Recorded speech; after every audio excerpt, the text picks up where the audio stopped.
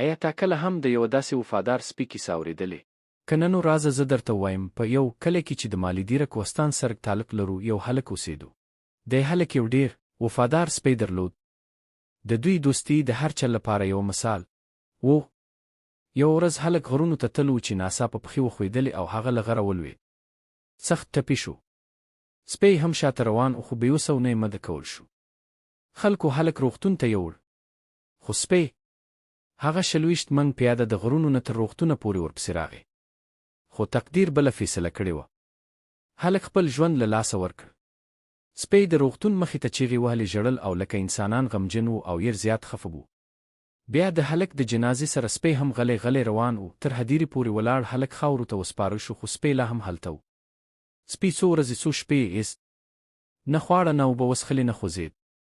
بس د هلک خبر ته یې کتل. او بیا یو ورځ همداسې چپ چپ تل لپاره ویده شو.